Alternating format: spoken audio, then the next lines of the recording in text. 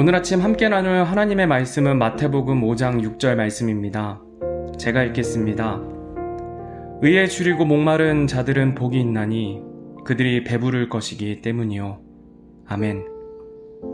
오늘은 팔복의 네 번째 말씀인 의에 줄이고 목마른 자들이 누구이며 그들이 받을 복인 배부름이 무엇인지 살펴보므로 하나님께서 우리들에게 원하시고 바라시는 뜻이 무엇인지 알아보는 시간 갖도록 하겠습니다. 먼저 본문에서 말씀하시는 의가 무엇인지 살펴보도록 하겠습니다. 성경에서 말하는 의라는 단어는 옳고 그름을 가르는 기준을 의미하며 사람이 살아가면서 지켜야 하는 윤리적, 도덕적인 표준을 나타냅니다. 그런데 이 표준은 사람이 정한 것이 아닌 하나님께서 정하신 것입니다. 그리고 이 표준은 하나님의 성품과 뜻으로 나타나는데 이것은 하나님 자체이시고 하나님의 말씀이 되십니다. 즉, 의라는 것은 하나님이십니다. 따라서 오늘 본문 말씀에 의에 줄이고 목마르다는 것은 하나님의 존재에 줄이다는 표현이고 하나님의 뜻에, 하나님의 말씀에 줄이고 목마른 상태를 의미합니다. 이사야서 55장 1절에서 3절 말씀입니다. 오호 목마른 모든 자들아, 너희는 물로 나오라. 돈 없는 자도 오라. 너희는 와서 사 먹되 참으로 와서 돈도 내지 말고 값도 치르지 말며 포도즙과 젖을 사라. 너희가 어찌하여 빵이 아닌 것을 위해 돈을 허비하느냐? 또 배부르게 하지 못할 것을 위해 수고하느냐? 내 말에 부지런히 귀를 기울이라.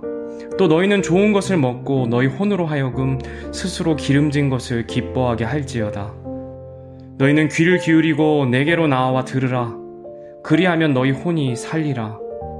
내가 너희와 영존하는 언약을 맺으리니 곧 다윗에게 베푼 확실한 긍휼이니라. 아멘. 하나님께서는 의에 줄이고 목마른 자란 세상적인 것에 줄이고 목마른 것이 아니라 먹고 사는 것에 줄이고 목마른 것이 아니라고 말씀하십니다. 너희는 귀를 기울이고 내게로 나와 들으라 말씀하십니다. 바로 이것이 의에 줄이고 목마른 자라고 말씀하십니다. 다시 말하면 주의 말씀에 귀를 기울이며 날마다 그 말씀을 찾는 것이 의에 줄이고 목마른 자라고 말씀하시는 것입니다. 목마른 사슴이 시냇물을 찾듯이 우리의 영혼이 주를 찾으라고 말씀하십니다. 그렇게만 하면 우리 혼이 산다고 말씀하십니다. 시 42편 1절에서 2절 말씀입니다. 오 하나님이여, 사슴이 물 시내를 찾기에 갈급함같이 내 혼이 주를 찾기에 갈급하나이다. 내 혼이 하나님 곧 살아계신 하나님을 찾기에 목이 타니 내가 어느 때에 가서 하나님 앞에 보이리요. 아멘. 방금 읽은 시편 말씀은 의에 줄이고 목마른 상태를 가장 잘 나타내고 있는 말씀인 듯 싶습니다. 사슴이 목이 말라 시내를 찾기에 갈급함같이 내 혼이 주를 찾기에 갈급합니다. 내 혼이 살아계신 하나님을 찾기에 목이 탑니다 라고 고백합니다. 이 시편은 주변 민족의 학대로 인해 고통 중에 있을 때에 지은 시입니다. 그 원수들이 자신을 향해 내 하나님은 어디 있느냐 하며 조롱하는 가운데 자신에게는 원수를 이길 힘이 없고 현실은 달라질 것이 없는 상황이지만 내 소망이 되신 하나님을 찾기에 내가 낙심하지 않는다는 고백으로 지은 시입니다. 세상 가운데 있으면서 감당하지 못할 문제가 있을 때에 모든 것을 포기해서 절망 가운데 있지 않고 나의 소망이 되신 하나님을 찾는 자들에게 복이 있다 말씀하십니다. 그 복은 하나님께서 주시는 배부름입니다. 오늘 본문 말씀을 다시 한번 읽겠습니다. 의에 줄이고 목마른 자들은 복이 있나니 그들이 배부를 것이기 때문이요. 아멘. 배고픔과 목마름은 자주 반복되는 욕구로 늘 새로운 만족을 요구합니다. 밥 먹고 돌아서면 또 배고프고 물을 잔뜩 마셔도 조금 있으면 목이 마릅니다. 이렇듯 우리의 영 또한 마찬가지입니다. 우리의 영은 우리가 인지하던 못하던 간에 끊임없는 의의 양식인 하나님의 말씀을 요구하며 구원받는 그리스도인들이 세상 가운데 하나님의 뜻대로 살기 위해서는 하나님의 말씀이 반드시 필요합니다. 시험과 고통 가운데 있을 때는 하나님을 절로 찾게 됩니다. 그런데 삶에 특별한 문제가 없을 때에 우리는 쉽게 하나님을 찾지 않게 됩니다. 구원받은 그리스도인들이 하나님을 찾지 않게 되면, 하나님의 말씀 가운데 있지 않게 되면 반드시 찾아오는 것이 있습니다. 바로 배고픔입니다. 바쁜 일상 가운데 타성에 젖어 살아가게 되면 공허함이 찾아오고 감사가 사라지고 가까이 있는 사람들의 단점이 보이고 또 판단하게 되고 불평과 불만이 우리 마음 가운데 찾아오게 되는 것을 보게 됩니다. 하나님의 말씀 가운데 있지 않을 때, 하나님과 친밀한 관계 가운데 없을 때에 자연스럽게 나오는 현상들입니다.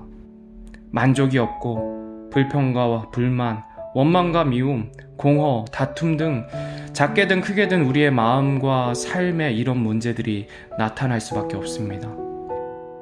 그런데 우리가 하나님의 말씀으로 만족하게 되면 나의 삶 또한 만족하게 됩니다.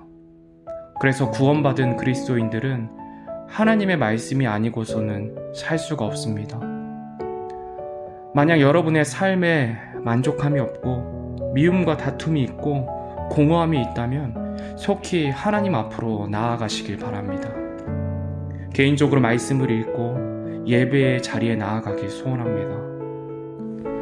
개인적으로 하나님의 말씀 앞에 나아가 하나님과 관계하지 않는다면 어떤 것으로도 우리는 만족할 수 없습니다. 모든 사람은 영원하신 하나님의 형상대로 창조되었기 때문에 모든 사람에게는 영혼을 사모하는 마음이 있습니다. 그래서 썩어 없어질 유한한 것으로는 사람의 마음에 진정한 만족을 줄 수 없습니다. 하나님의 말씀이 아닌 어떤 것으로도 채우고 채워도 우리의 마음은 채울 수가 없습니다. 내 삶에 만족함이 없을 때 주님 앞으로 나아가는 저와 여러분이 되기를 주님의 이름으로 소원합니다. 따라서 의에 줄이고 목마른 자에게 주시는 배부름의 복은 하나님의 말씀으로 주시는 만족입니다.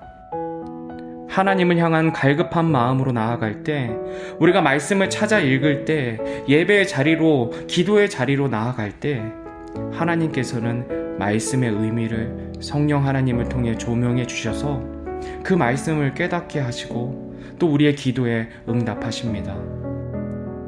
또 그 말씀을 통해 우리의 현재의 모습을 비춰주시고 하나님 앞에 범죄한 부분을 생각나게 하시고 하나님 앞에 자백하게 하십니다.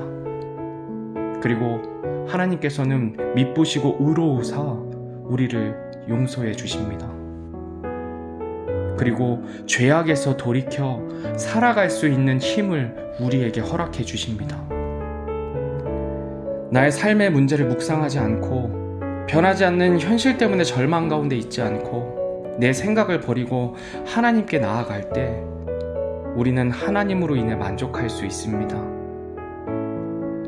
마지막으로 아무것도 없는 절망 중에 하나님으로 만족하고 기뻐하는 하박국 대언자의 고백을 읽고 말씀을 맺도록 하겠습니다. 하박국 3장 17에서 18절 말씀입니다.